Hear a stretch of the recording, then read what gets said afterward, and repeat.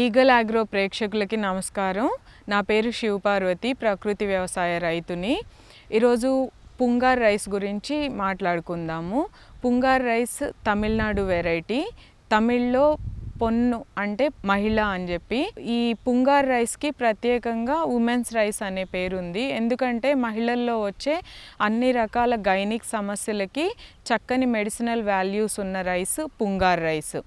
ఈ రైస్ తినడం వలన ఇప్పటి వరకు చాలామంది రైతులు, వినియోగదారులు తమ అనుభవాల్ని ఈ విధంగా తెలియజేశారు.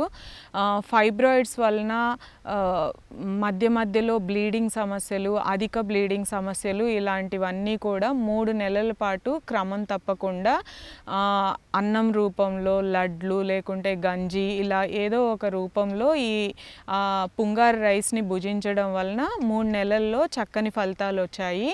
అదే 6 నెలల పాటు పూర్తిగా తినడం వలన ఈ సమస్యలన్నీ కూడా పూర్తిగా పరిష్కారం అయ్యాయి.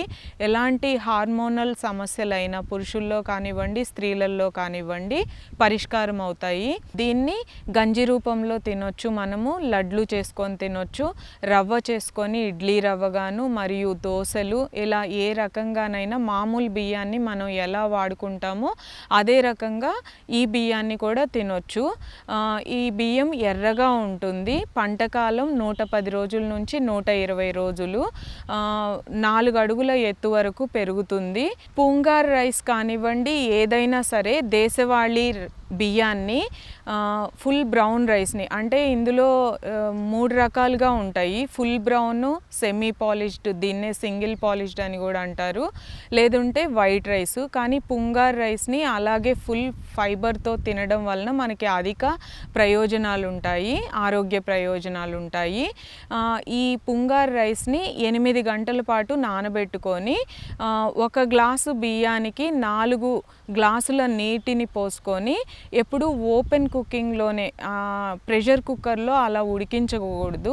ప్రెషర్ కుక్కర్లో ఉడికించడం వలన అందులోని పోషకాలన్నీ కూడా నాశనం అవుతాయి అధికమైన ప్రెషర్ వలన.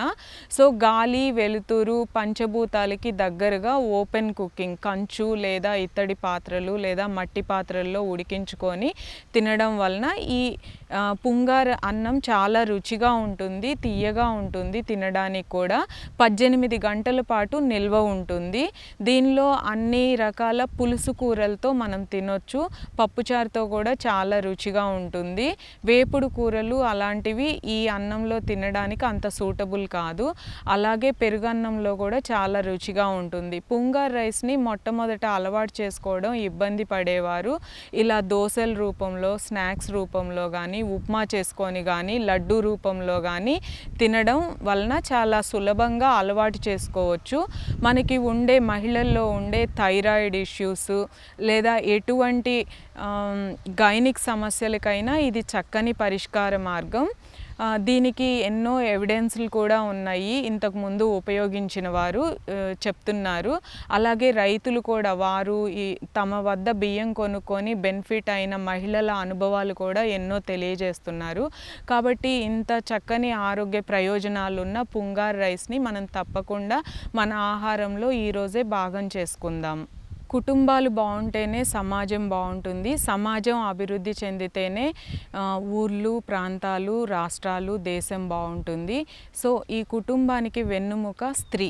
స్త్రీ ఆరోగ్యంగా ఉంటేనే యావత్ ప్రపంచం ఆరోగ్యంగా ఉంటుంది. స్త్రీ ఆరోగ్యం ఈరోజు డైలమాలో పడిపోయింది.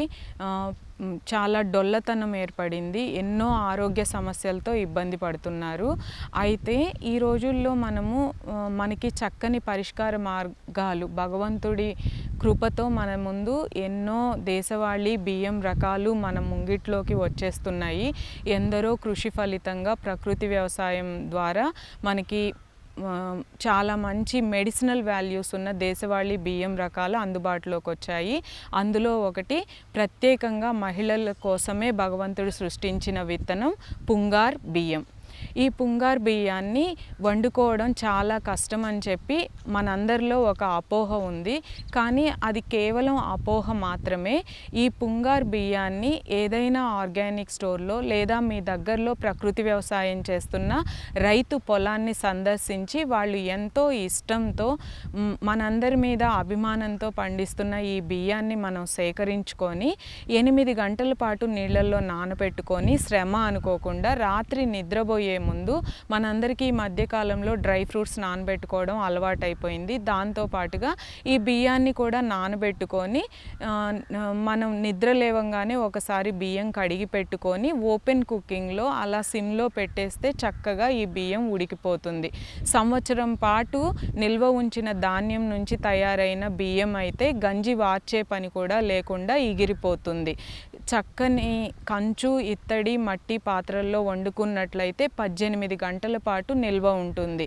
మనం ఒక 2 పూటలా ఈ బియ్యాన్ని తిన్నట్లయితే ఇలా రాత్రి నానబెట్టుకొని ఉదయాన్నే వండుకొని బ్రేక్ఫాస్ట్ బ్రంచ్గా 1 మీల్ అండ్ సన్సెట్ బిఫోర్ డిన్నర్గా 1 మీల్ తిన్నట్లయితే మన ఆరోగ్యం ఎంతో మెరుగుపడుతుంది. దీన్ని ఒక ఛాలెంజ్గా తీసుకొని అధిక బరువుని తగ్గించుకోవడానికి కూడా ఈ పుంగార్ బియ్యాన్ని మనం చక్కగా వినియోగించుకోవచ్చు.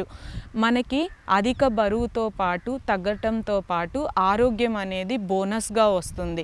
హెయిర్ ఫాల్ ఇష్యూస్ కానివ్వండి, స్కిన్ గ్లో కానివ్వండి, మన ఆరోగ్యం బాగున్నప్పుడు ఇవన్నీ వాటంతట అవే మెరుగుపడతాయి.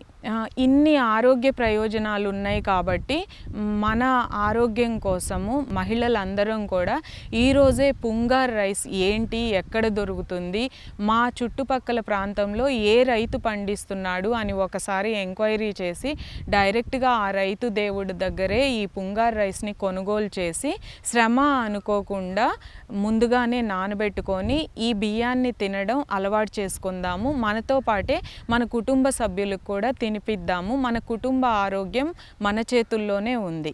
Thanks for watching eagle agro. Like and subscribe Eagle Media Works.